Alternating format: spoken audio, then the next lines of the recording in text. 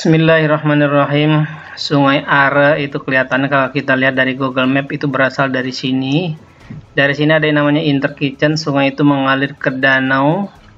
Danau yang ada di Interlaken, ini Interlaken ya. Ada danau, kemudian dua danau ini. Habis itu mengalir ke kota Bern. Nah, ini dia kota Bern ada di sini. Ini adalah kota Bern. Dari kota Bern itu mengalir kembali dan berakhir di danau ini. Jadi ini muaranya. Muara Sungai Bern ini itu panjangnya 295 km. Ada yang bilang 288 km. Jadi mungkin tergantung awalnya ya, awal menghitungnya di mana. Oke, jadi ini kota Bern. Kita mulai perhatikan dari daerah ini ya. Daerah orang sering lompat dari jembatan gantung. Kalau di daerah sini kita lihat arusnya cukup deras. Jadi orang yang mandi dan lompat langsung hanyut. Jadi kalau tidak bisa berenang akan pasti sangat berbahaya ya. Atau tidak membawa alat bantu seperti pelampung.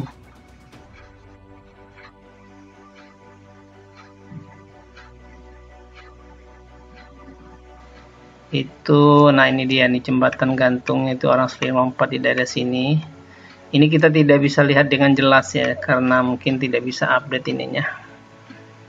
Kita coba menyusuri sungai ini ya.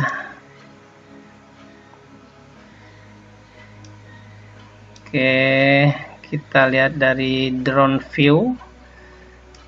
Kita berdoa semoga Bang Eril anaknya Pak Ridwan Kamil cepat ditemukan. Jadi Sungai Are ini mendadak viral setelah ada kejadian hilangnya anak Pak Ridwan Kamil yang sedang mencari sekolah di Swiss untuk program S2. Jadi sungai ini nanti kita lihat sungai aslinya seperti apa. Ini pemandangan dari atas. Sebelah kiri ada jalan tempat orang berjalan sepanjang sungai ini. Jadi ini ngalirnya ke sana ke utara. Jadi orang kalau mau berenang dia akan berjalan ke selatan, ke arah sini berjalannya. Kemudian nanti berenang dan berlabuh dia di suatu tempat. Nanti ada rambu-rambu di sepanjang jalan ini. Kalau pakai perahu karet misalnya boleh terus, kalau berenang tidak boleh, harus berlabuh di mana itu ada nanti tempatnya. Di sini kita sering lihat di bawah jembatan ini banyak orang yang istirahat dan camping sambil berwisata. Kemudian disiapin juga kolam renang untuk anak-anak di sebelah kiri. Ini anak-anak kolam renangnya di sini, tidak boleh ke sungai. Ada informasi gedung parlemen Swiss ya, ini gedung parlemen Swiss ini. Ini dia gedungnya. Nah, ini gedung parlemen Swiss.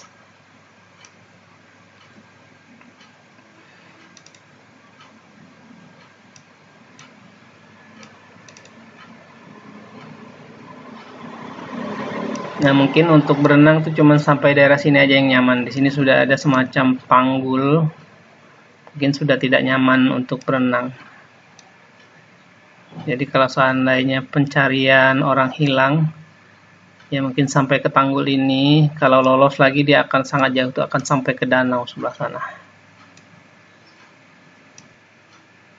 Kita lihat kondisi real sungai ya.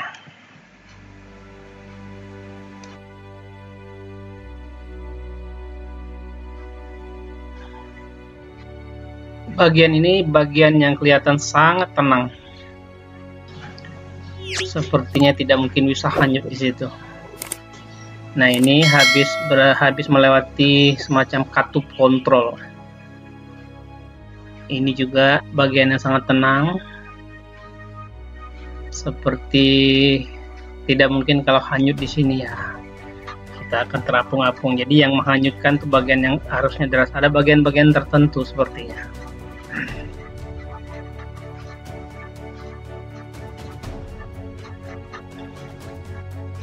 Sangat tenang, tapi tidak terlihat ada yang berenang di bagian ini, atau kemungkinan ada bagian yang dilarang atau daerah yang dilarang, dan ada daerah yang diperbolehkan berenang. seperti daerah yang sudah disiapkan fasilitas-fasilitas tempat ganti baju, fasilitas tempat bilas, fasilitas tempat turun ke sungai. Nah, mungkin di daerah situ yang dibolehkan mandi, kemungkinan seperti itu. Ini ada kapal juga, ini menandakan sungai ini cukup dalam, bisa dilewati kapal.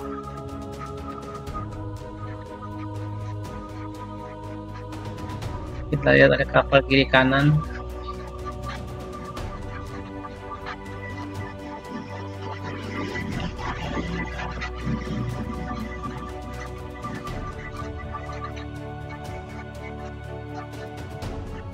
Sini cukup deras arusnya walaupun kelihatannya tenang. Tempat ganti baju, petunjuk keselamatan berenang. Nah, ini arusnya bisa dilihat.